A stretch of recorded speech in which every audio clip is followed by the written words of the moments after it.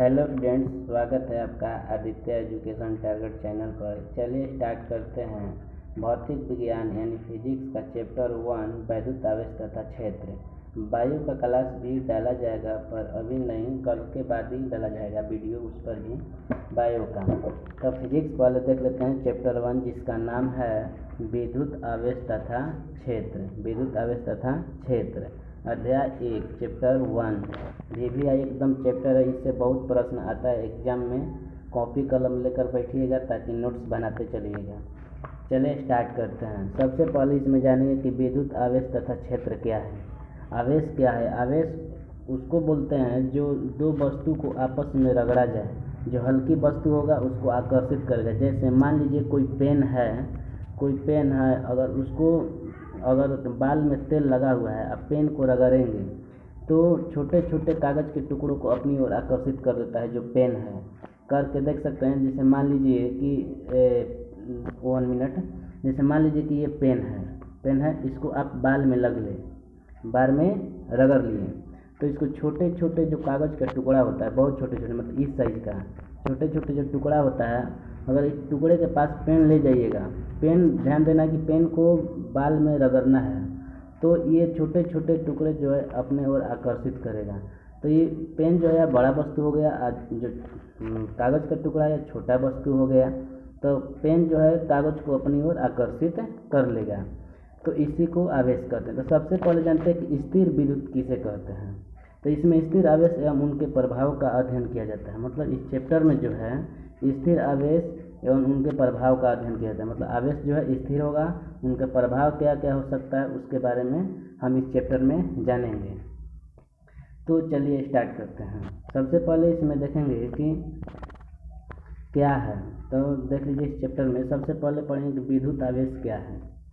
तो जब दो पदार्थों को आपस में रगड़ा जाता है, तो ये पदार्थ हल्की फुल्की वस्तुओं को आकर्षित करने लगते हैं। इस स्थिति में पदार्थ आवेशमय या विद्युतमय कहलाता है। जैसे कांच की छड़ एवं रेशम। कांच की छड़ जो है, कांच मतलब शीशा के छड़ रेशम को अपनी ओर आकर्षित करता है। तो ये उदाहरण हो गया।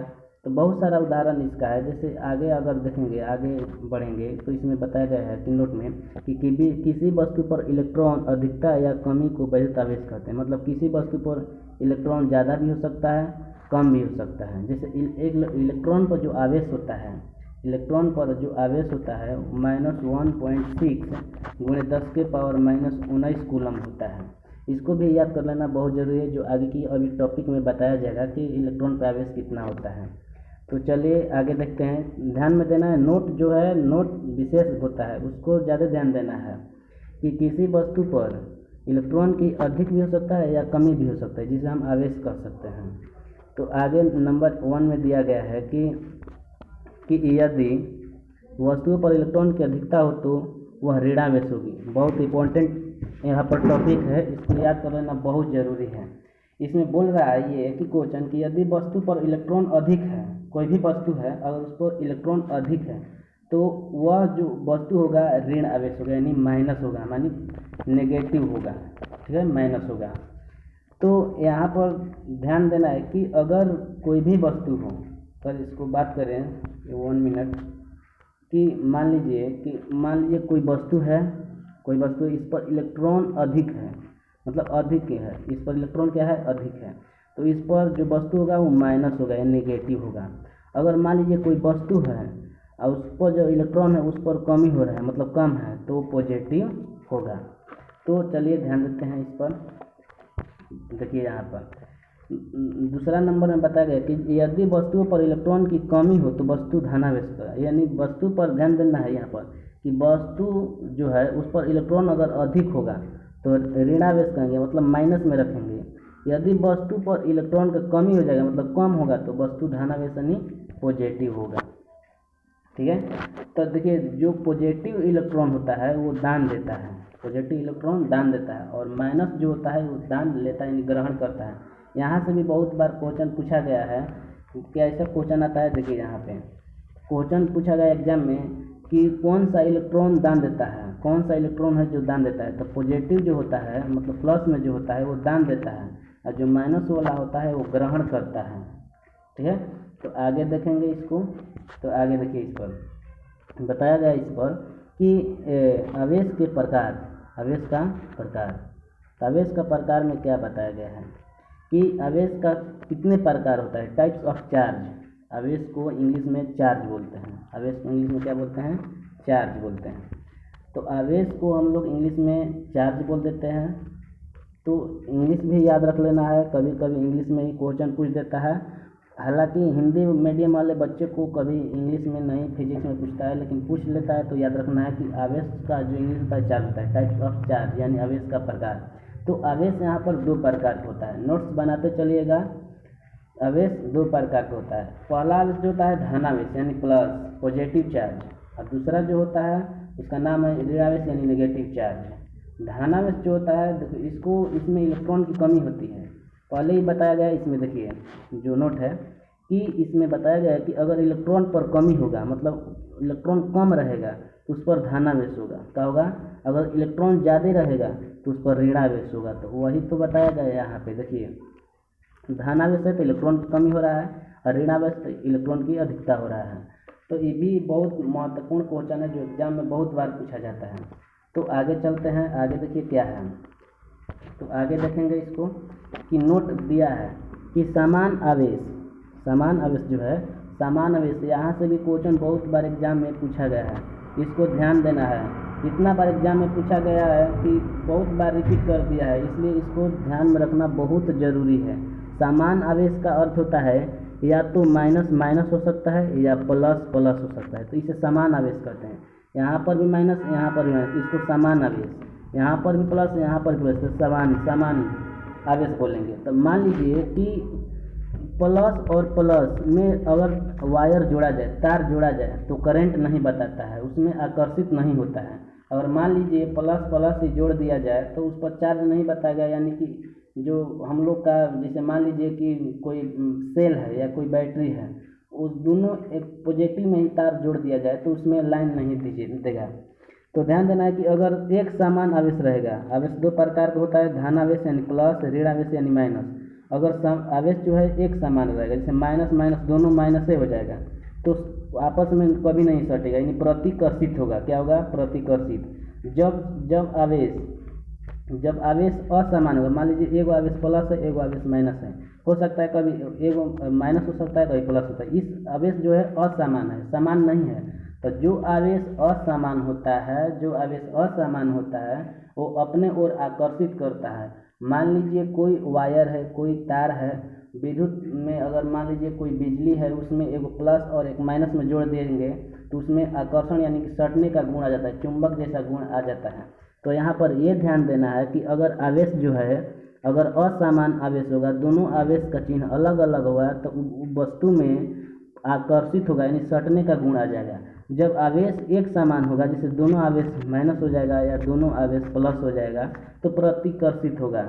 जो बहुत बार एग्जाम में यहाँ से पूछा गया, जो आप लोगों को ध्यान देना है।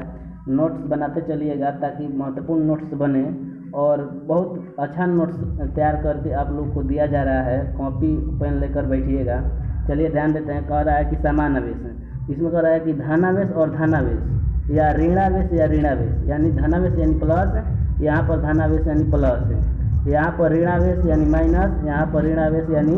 तो देखिए समान आवेश का अर्थ क्या होता है। समान आवेश का अर्थ होता है कि देखिए अपन बताया गया है, साफ साफ स्पष्ट रूप से बताया गया है कि यहाँ पर धनावेश, यहाँ पर धनावेश, यानी दोनों प्लस होता है। धनावेश यानी प्लस है, ऋणावेश यानी माइनस, यहाँ पर ऋणावेश यानी। तो यहाँ पर बोल रहा है कि समान आवेश में कि धनावेश या धनावेश या ऋणावेश एक दूसरे को प्रतिकर्षित करता है। मतलब समान आवेश एक दूसरे को प्रतिकर्षित करता है। एग्जाम में बहुत बार पूछा गया है, तो इसको ध्यान रखना कि समान आवेश जब होगा तो प्रतिकर्षित करेगा, यानी आपस में कभी नहीं सट सकता है। विपरीत आवेश का अर्थ होता है कि एगो धनावेश रहेगा तो एगो ऋणावेश रहेगा, उसको विपरीत बोलते हैं, यानी उल्टा। प्लस तो एक माइनस रहेगा, एक दूसरे को आकर्षित करता है। तो विपरीत आवेश एक दूसरे को आकर्षित करता है और समान आवेश एक दूसरे को प्रतिकर्षित करता है। एकदम दिमाग में फिट कर लेना है कि समान आवेश रहता है प्रतिकर्षित, विपरीत आवेश रहता है आकर्षित। अब यहाँ पर बताया गया कि आवेश तो हम लोग पढ़ लिए, तो आवेश जो है, आवेश का मात्रक क्या होता है, ठीक है, यूनिट ऑफ इलेक्ट्रिक चार्ज। मतलब आवेश का विद्युत आवेश का मात्रक क्या होता है। तो एमकेएस प्रति में एग्जाम में बहुत बार एमकेएस प्रति पूछा जाता है। हालांकि यहाँ पर बताया गया कि एगो एमकेएस जो होता है, एमकेएस प्रति होता है, जो क्लास 9th में बहुत विस्तार से इसको पढ़ाया जाता है या 11th में भी पढ़ाया जाता है। एगो एफपीएस होता है, एगो एसआई होता है। तो इसमें एमकेएस बताया गया है। एमकेएस मतलब मीटर किलोग्राम सेकेंड, एसआई मतलब सिस्टम ऑफ इंटरनेशनल। तो ध्यान देना है यहाँ पर कि एमकेएस प्रति में आवेश का मात्रक कूलम्ब होता है। ये तो बहुत बार एग्जाम में पूछा गया, इसको भी याद रख लेना बहुत जरूरी है। बहुत बार पूछता है कि आवेश का एसआई मात्रक क्या होता है, कूलम्ब होता है। आवेश का एसआई मात्रक कूलम्ब होता है, याद कर लेना बहुत जरूरी है। और यहाँ पर बीमा जो बताया गया है, आवेश का बीमा एटी, आवेश का बीमा एटी होता है। तो इसको भी याद रख लेना बहुत जरूरी है। आई बराबर क्यू बटा टी है। तो इसको देखेंगे कि ई आई क्या है, क्यू क्या है। तो इसको भी थोड़ा सा देख लेते हैं। चलिए यहाँ पर साइड में कर देते हैं, यहाँ पर बता देते हैं। तो चलिए यहाँ पर देख लेते हैं। आई जो है, आई ये विद्युत धारा को दर्शाता है, विद्युत धारा, विद्युत धारा को। अब यहाँ पर क्यू जो है, क्यू यानी कि आवेश होता है, क्यू यानी कि आवेश, क्यू यानी कि आवेश होता है। और यहाँ पर टी जो है, टी यहाँ पर समय होता है।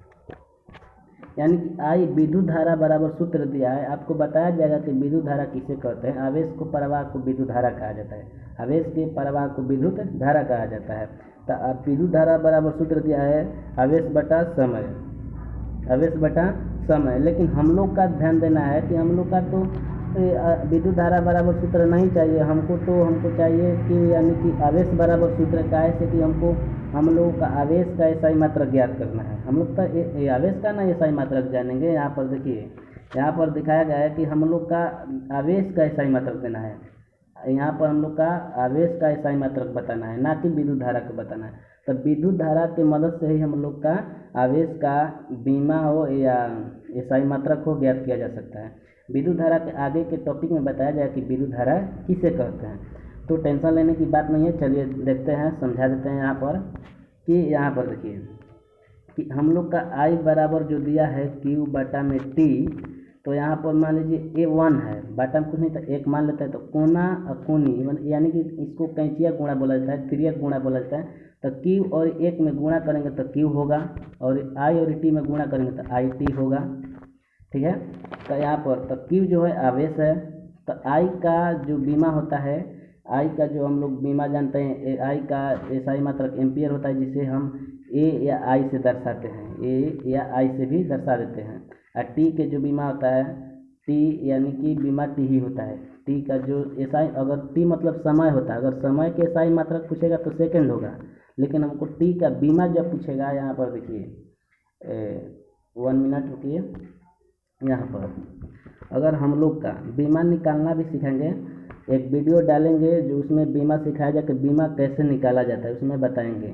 तो यहाँ पर थोड़ा देख लेते हैं। तो यहाँ पर दिखाया गया है कि टी है जो टी, तो टी का अगर एसआई मात्रक पूछेगा तो सेकंड होगा, लेकिन टी का जब बीमा पूछेगा तो टी होगा, टी इस तरफ से कैपिटल बीमा की ये सिंबल होता है, बड़ा कोष्ट जैसा।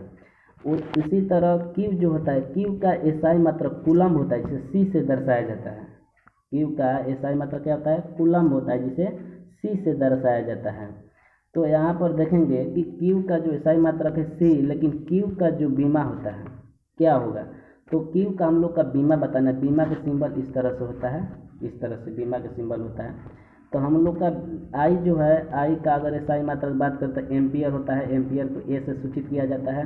और आई का यानी विद्युत धारा का बीमा की बात करें तो आई होता है या ए होता है, इसको इस तरह से घेर दिया जाता है। तो यहाँ पर हम लोग देखेंगे तो हम लोग का यहाँ पर आवेश का बोला है, तो आवेश का यहाँ पर सूत्र हमको निकाल के दे दिया है कि क्यू बराबर आई टी।